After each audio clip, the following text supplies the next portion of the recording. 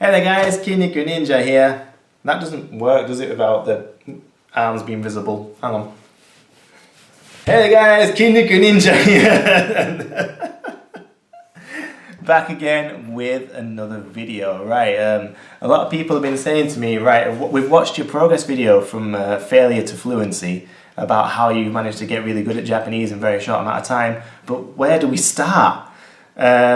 So here's my video, my quick start guide to learning Japanese through the immersion method. This is going to be a quick start guide particularly to using Anki, so let's skip out the intro, let's go.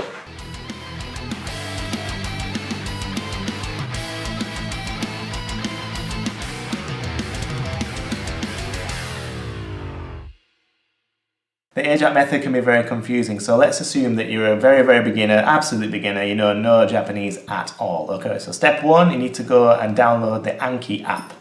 If you're an Android phone user, you can download Anki Droid, or if you've got a PC or a Mac, you need to use the Anki website. I'll put all the links you need in the description box below. So day one, you've got Anki, you need a hiragana and katakana shared deck. Anyone's fine really, but I'll put one of those up there as well, and the links are below. And the kanji one, the RTK, remembering the kanji. Now there is a book on dog noises. There is a book on RTK, however, I wouldn't really say it's necessary, particularly in the beginning. All you need to do is be able to see a kanji and quickly remember its English equivalent. You don't need to remember how to draw it or how to read it, all that comes later. Okay? So, hiragana, katakana, kanji, day one. Day one. There are lots of Japanese learners. Are you going to make that noise the whole time we're here? There are lots of Japanese learners that have been studying like for many years and haven't learned a single kanji, because they're scared of the vast number of them. Yeah, there's 2,500 and whatever of them you have to remember. But, and this is a big but, if you don't start now, you've still got to learn them in 3 years' time. So you might as well make a head start for yourself. When I went to university and we did Japanese lessons there, they wouldn't even let us write in hiragana and katakana. They had to make us write in romaji, which is awful. But Japanese doesn't make sense without it, and as you've seen in some of my other videos when I'm trying to read words in hiragana, especially when I'm playing Pokemon, like the amount of times I've come across a word and I'm like, what does that mean? And kanji is just so useful, so don't avoid kanji, it's really helpful. So, hiragana, katakana, kanji, day one. Now before you go any further, turn your cards down now. I think to begin with, I think Anki's default setting is 20 new cards a day, which is fine for some people, but for me I found it completely overwhelming, and a lot of people think, why is he asking us to turn our cards down? We want to learn Japanese fast. Well, the thing is, if you do those 20 cards today, you'll also have to do them tomorrow plus 20 new ones, that becomes 40, and the next day it's 60, and then what begins as 5 minutes in Anki quickly becomes 3 hours, and it's just painful and you experience burnout, and it should never ever be like that. Anki should be the icing on the cake really. The real time should be spent doing actual immersion. So yeah, you might get through day one on Anki in 5 minutes or even less than that, but don't you worry, it's coming. The Anki apocalypse will be coming your way very soon, especially if you keep up with this. So turn the reps down. I recommend no more than 5 new cards a day. Yep, so few. And that's to make sure you don't experience burnout. And whenever you're not doing Anki, but you're thinking to yourself, man, I really want to learn Japanese, then fine, go read a textbook. Whenever you're just chilling out and you're thinking, I really want to learn Japanese, make sure you get on with any kind of immersion. So watch YouTube, play video games, read books. I know, well, it'd be difficult to read books, but maybe you could look for the kanji you know already that you've learned through Anki. Things like that, okay? Don't worry too much about the things you don't understand, just allow your brain to absorb it. The best media to do that is obviously television, or if you're in Japan, go outside. Lots of people end up burning out with Anki and have a proper love-hate relationship with it. I've always loved it because, again, my reps have always been low. It's been done in less than 45 minutes in a day, and the rest of the time I can just spend enjoying myself. Netflix is also a really good resource for learning Japanese. It's got all sorts of programs on it, especially the Netflix originals always come with Japanese dubs as well, so make yourself a new Netflix account, set your home language as Japanese, and you'll be amazed at what sort of content unlocks for you. Oh yeah, turn the subtitles off, or even better, put the Japanese ones on, and look out for those symbols that you've learned. Whenever you're not doing Anki, that's what you should be doing. When you've got comfortable with hiragana and katakana, the next step is to learn some vocabulary. So I highly recommend the Nihongo Shark Core 2000 deck, again linked in the description, and you need to be using that to learn yourself some vocab. And when you're not using Anki, be looking for the vocabulary that you know inside the things you're immersing with. Day 30, or whenever you feel like it, I recommend giving yourself quite a lot of time to build up some vocabulary with the Nihongo Shark deck, the kanji and the hiragana and katakana. That's when you need to use the Take-Him grammar deck. Now, Take-Him is a bit awkward, especially if you don't really understand Japanese at all to begin with. That's why I said you can use it just a little bit later on, when you've built up quite a bit of knowledge about Japanese, because it requires you to have some knowledge of the language, and you need to really take your time with them. So it'll show you grammar structure and how the patterns work in one single sentence, and it's up to you to recognise that pattern, use and apply it with other words and sentences out in the wild, and that's where it can get a bit tricky. So, where are we now? We should have hiragana, katakana, and again you can delete these decks when you get confident with them, because the rest of the Japanese language contains those, so you should be seeing them so often you don't need those decks anymore when you got confident with them. Hiragana, katakana, kanji, Nihongo Shark.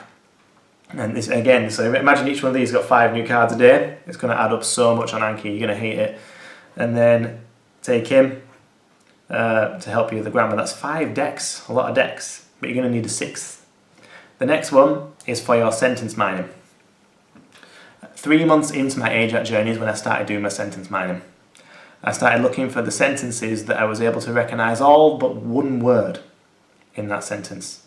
And that's what you're playing the game of. What is that one word? You find out that one word maybe using gshow.org, again link in description, or any other kind of Japanese to English dictionary. Look it up, make a new Anki card of your own with the Japanese on the front, English on the back, and that one word on there as well, to help you find out what it means. And then it is basically just a rinse and repeat of that game. What is that +1 sentence, that one word that I don't know? Where is that one word I don't know? And from there, Japanese quickly goes from gibberish, where you understand nothing, to picking out random words and random symbols, to understanding lots of sentences here and there, to understanding paragraphs, phrases, and then it's just the playing the game where I am at now as a, I don't know, advanced learner, of picking out. You've got a whole book but there's one word in it you don't know, and that then becomes your Anki card. Or you got a whole book but there's one word you've seen before and you know how to read it, you just know it's there but you've forgotten it, and then you make a new Anki card of that word because you forgot it, and then next time obviously you see it in your deck, hopefully because you've seen it in a different sentence, different context. There it is again. That's the question people ask me all the time as well. How do I learn to read the kanji? The best way to do it is by seeing them in context of a sentence. Again, you want to be listening to or watching content made by natives for natives. That is the ultimate #1 rule which you need to keep in mind. A lot of people get put off by this method because of the vast amount of things they don't understand at the very beginning. Instead, they should be open to this content rather than pushing it away. Don't beat yourself up for the things you don't know. This is your opportunity to absorb all the things that you don't know. This is the thing I get excited about, like, oh my goodness, I don't know this word, what does this kanji mean? And that's the sort of game you should be playing. It shouldn't be any sort of grind. And if it is a grind, then you're doing it wrong. You need to find content that you'd normally enjoy. For example, I like climbing, I like Ninja Warrior, I like video games, so I'm watching people do climbing videos on YouTube in Japanese. I'm watching Sasuke broadcasts from Japan. I'm watching Dragon Ball and stuff like that. I'm playing video games in Japanese, I buy them from Japan. Or if I'm lucky enough that it's got a language setting, obviously I swap it over. My phone's in Japanese, so everything I do in daily life is in Japanese as well. Speak to Japanese friends as much as possible, that sort of thing. A reminder that you're not there to dissect every single word when you're in the wild per se. You're just looking for that single word that you don't know in a sentence that you do know the rest of. Don't get lost in it all. I did that with Pokemon, and I spent maybe 3 or 4 hours trying to get to the same sort of position that a native speaker would get to in 20 minutes, and that really was an absolute grind.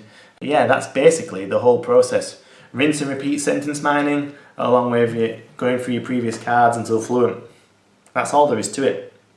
Expand your experiences, look for things outside your normal hobbies and interests when you run out of words in that field. As you get more confident, work your way from reading children's books or manga based aimed at children to reading novels, newspapers, and watching things that are aimed at adults instead of children. And it'll all just come together. You'll find that by the time you finish Nihongo Shark's Core 2000 deck, you'll get the gist of most things that you see here and there. And I can't really tell you what things to watch or listen to because it has to be tailored to your own likes and interests. Whatever it is you're doing, just make sure you enjoy it.